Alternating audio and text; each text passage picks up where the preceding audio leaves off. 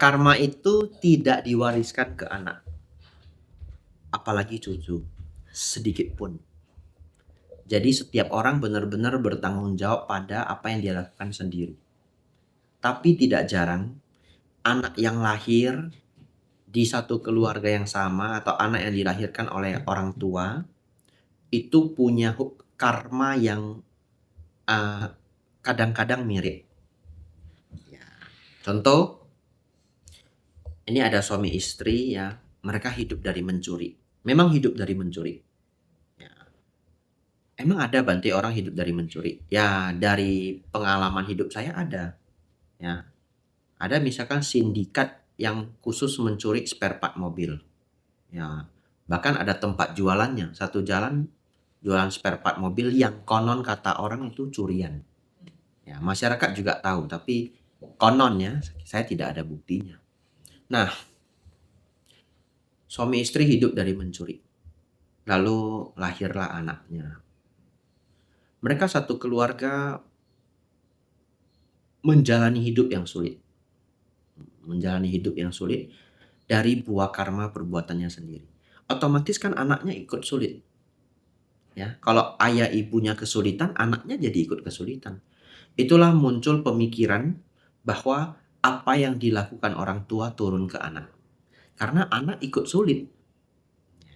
Sebenarnya secara dharma, karena anak yang dilahirkan itu, kalau kita memiliki mata batin melihat kehidupan lampaunya, kehidupan lampau dia seorang pencuri.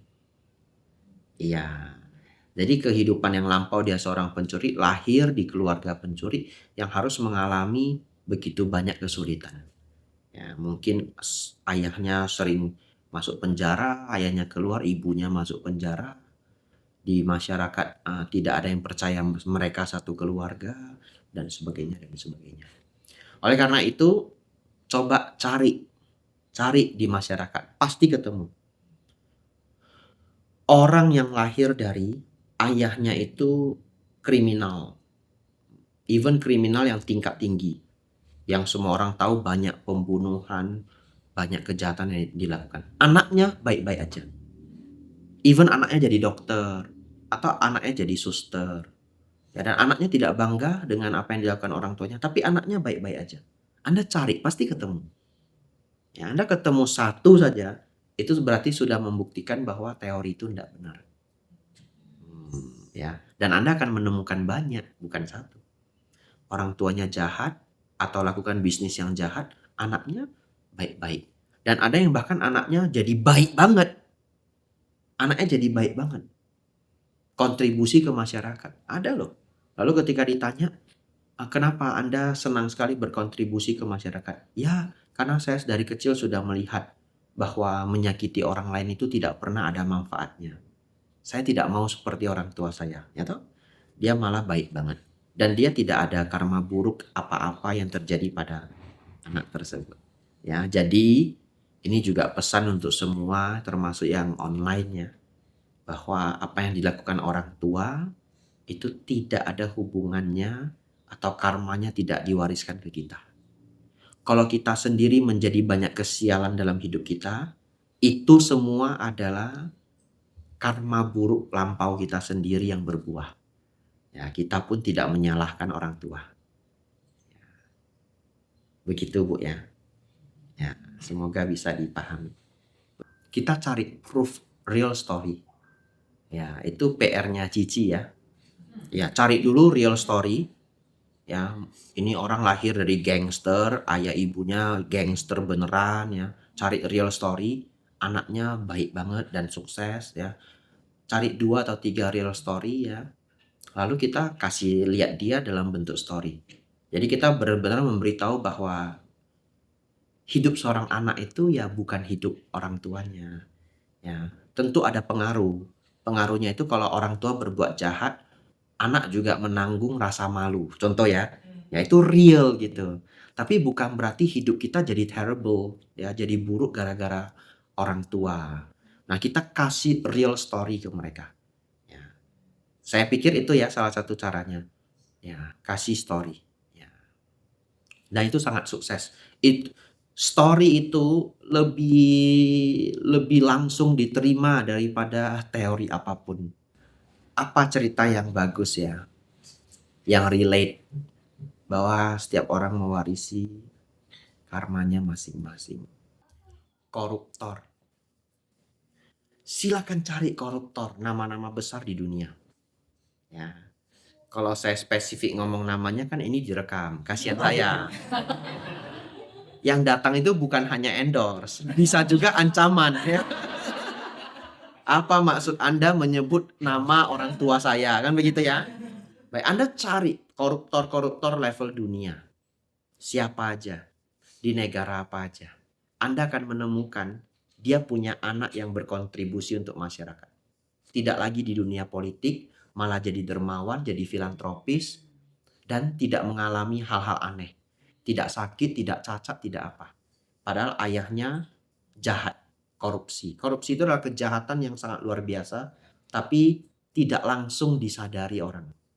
Contoh ya, orang korupsi. Karena dia korupsi, jadinya dia bangun jembatannya itu materialnya dipotong toh 40%. Actually itu killing people loh. Cuma terpending aja. Satu ketika jembatannya rubuh, lalu yang meninggal 20 orang. Jadi itu sebenarnya lebih kejam daripada dia pakai pisau nusuk satu orang. Tapi secara logika kita menganggap orang yang melakukan killing secara langsung itulah orang yang kejam. Tapi dia hanya mencuri anggaran, nggak kejam, nggak sekejam para psikopat yang membunuh secara langsung. Padahal sebenarnya yang mati itu bisa jauh lebih banyak karena tindakan korupsi. Satu gedung itu bisa roboh, kemudian yang mati mungkin ratusan orang. Ya. Tidak hanya itu ya, korupsi itu bisa menyebabkan satu desa menjadi miskin. Karena satu desa menjadi miskin, mereka akhirnya menjadi kriminal. Kemudian kacau balau semuanya. Jadi keburukan yang terciptakan jadi jauh lebih besar. Ya. Itu clue-nya ya. Ya. Koruptor level dunia bahkan anaknya tidak semua mengalami keburukan. Cari di Google ya. Ya. Pinter juga saya. PR dibalas PR. Ya.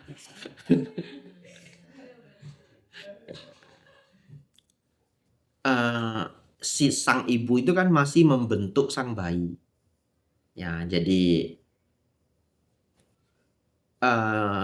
kekalutan pikiran, stres pada ibu itu bisa berpengaruh ke anak.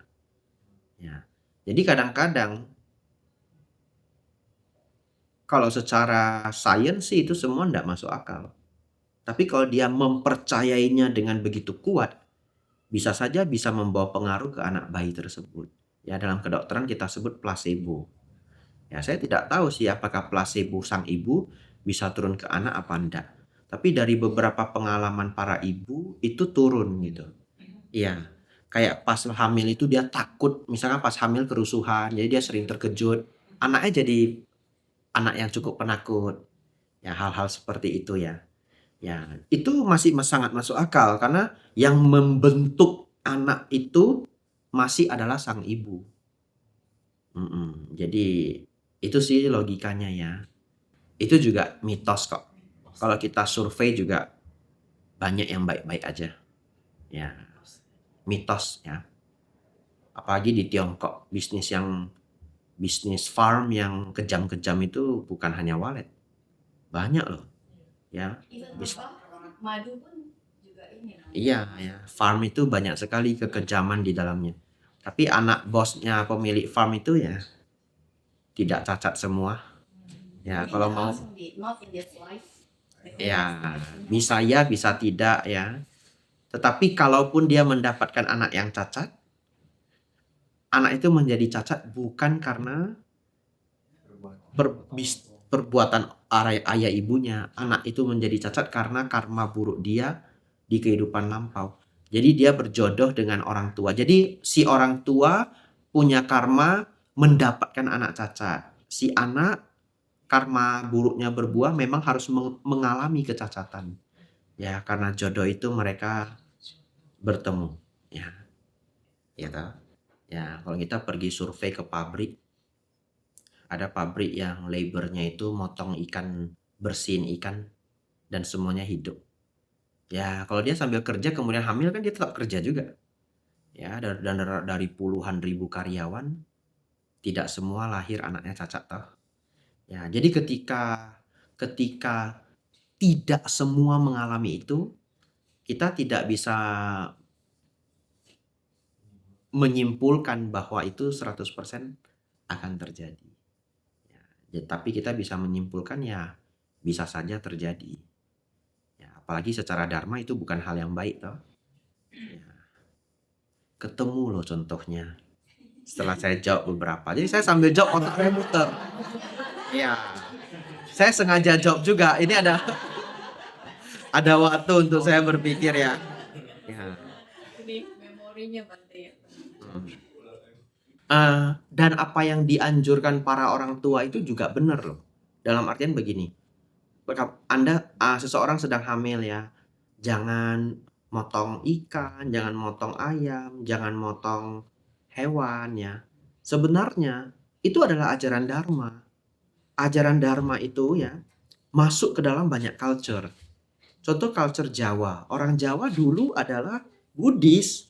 Jadi culture Buddhis itu masuk ke dalam culture Jawa, Chinese.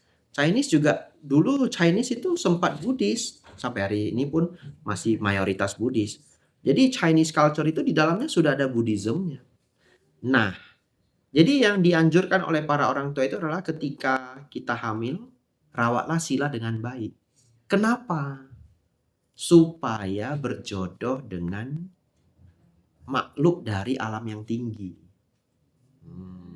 Makanya para bante biasanya kalau ibu ketemu umat yang sedang hamil diajarin baca paritaya, jaga sila, supaya berjodoh dengan para dewa yang akan lahir sebagai manusia. Jadi nanti dapat anaknya sudah ganteng, baik, cantik, ganteng atau cantik, baik, pinter, nurut, ya seperti itu. Tapi kalau banyak melakukan kejahatan juga bisa berjodoh sama makhluk peta ya. Sudah nggak pinter, nggak nurut, nggak cantik, nggak ganteng. Ya, ya contoh ya, contoh. Ya, jadi secara dharma seseorang harusnya merawat sila, merawat moralitas, dermawan ya.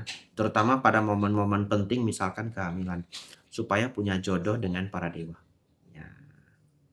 Betul. Pelimpahan jasa itu hanyalah mengundang yang telah meninggal untuk ikut berbahagia karena anggota keluarganya berbuat baik. Jadi, ada begitu banyak hal yang harus terpenuhi agar pelimpahan jasa itu benar-benar terrealisasi. Yang pertama, makhluk tersebut memang terlahir di alam yang bisa hadir kalau kita undang. Artinya, kalau mendiang leluhur ya, atau anggota keluarga kita yang telah meninggal itu sudah lahir sebagai manusia, dia tidak bisa menerima pelimpahan jasa. Dan dia juga nggak butuh ya. Dia sudah lahir jadi manusia, hidupnya ya baik-baik aja di alam manusia. Terlahir sebagai binatang, tidak bisa datang. Bagaimana mungkin kita undang dia lagi jadi lumba-lumba di lautan tiba-tiba muncul, kan tidak mungkin. Nah, iya toh? Nah, terjatuh ke alam neraka. Tidak bisa. Jadi yang bisa datang kalau diundang itu adalah peta. Ya. Atau kita sering menyebutnya hantu gentayangan gitu ya. Atau just hantu gitu. Peta dan para dewa. Makanya pelimpahan jasa itu kita menyebutkannya kepada para peta, para dewa, baru semua makhluk. Tapi sebenarnya pelimpahan jasa yang bisa kita undang itu adalah peta dan dewa. Nah, lalu di antara dua kelompok makhluk ini, dewa juga sebenarnya nggak diberi pelimpahan jasa, dia pun sudah happy life. Ya, maka yang benar-benar membutuhkan hanya makhluk peta. yang bisa datang kalau kita undang. Nah, yang kedua, sesungguhnya yang misalkan makhluk peta ini sudah hadir, kita hanya mengajak mereka untuk bermudita. Mudita itu artinya ikut bahagia atas kebaikan orang lain. Tapi itu sebabnya kenapa pelimpahan jasa itu sangat efektif kalau masih ada hubungan family. Saya beri contoh. Ini psikologis banget. Ya. Kalau ada seseorang, saya kasih contoh langsung aja. Kalau seseorang punya anaknya kemudian tumbuh dewasa dan sukses ya, sudah umur 26 tahun, sukses banget ya, sampai jadi manajer di satu startup. Lalu satu ketika ada bencana terjadi di satu provinsi, dia berdana 10 ton beras, contoh ya, 10 ton beras. Dan ketika dana itu dikirim, dia tulis bahwa dana ini semua dengan nama ibunya. Ibunya nggak tahu. Lalu beras itu terkirim. Wah, truk itu ada kainnya bertulis dari Ibu Cynthia. Contoh ya, nggak ada yang nama Cynthia ya. Wah, bos, banyak sekali truk-truk beras dari persembahan bantuan beras dari Ibu Cynthia. Tiba-tiba masuk TV. Ya, atau anaknya fotoin kirim ke ibunya, atau seseorang fotoin kirim ke ibunya. Dan atau anaknya memberitahu, "Ma, ini saya berdana semua atas nama ibu." Pertanyaan saya, ibunya ikut bahagia enggak? Pasti berbahagia. Pasti berbahagia. Ada satu hal yang berbeda kalau yang melakukan itu tetangga. Iya. Bayangin, tetangganya tiba-tiba foto ya, dari Ibu Cynthia. Kemudian chat, "AI, Kamsia ya, sudah jadi tetangga saya sejak kecil. Ini persembahan dari saya atas nama AI." Kita juga baca, ya Kamsia gitu ya. Nggak ada itu tersentuh apa gitu, nggak ada. Tahu nggak kenapa? Coba pikirkan. Gantian. Minum dulu.